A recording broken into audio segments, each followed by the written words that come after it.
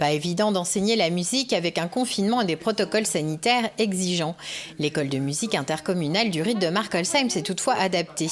Les cours ont dû cesser pendant les vacances de la Toussaint 2020. Les enseignants ont donc repris les cours en visio comme ils l'avaient fait au printemps pendant le premier confinement. C'est une autre façon d'enseigner, mais qui n'est absolument pas agréable.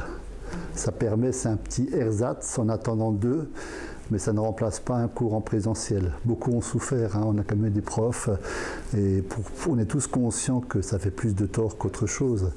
On n'arrive plus à enseigner de la même façon, on n'arrive plus à se faire comprendre, et quand on fait de la musique, l'essentiel c'est quand même le son. Et là, il faut quand même constater, reconnaître que, même avec des appareils de pointe, avec tout ce qui est connexion Internet, c'est pas si évident que ça, quoi.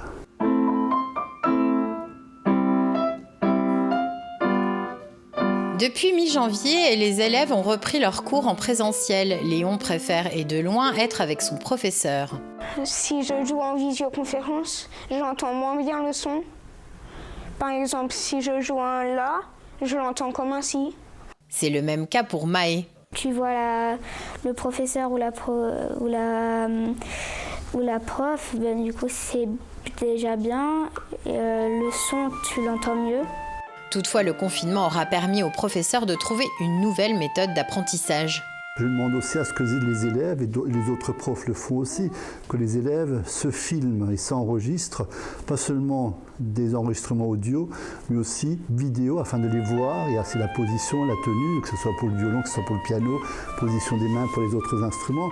Donc on a utilisé ce procédé, et ça c'est peut-être une chose qu'on va garder aussi à l'avenir. Les vidéos des élèves chez eux ont donné une idée à Thierry. Quand on fait des cours à distance, on entre un peu dans la vie des gens. C'est-à-dire des gens vont être chez eux, à la maison. Quand je dis pas avec une caméra, on va peut-être voir une partie de leur intérieur.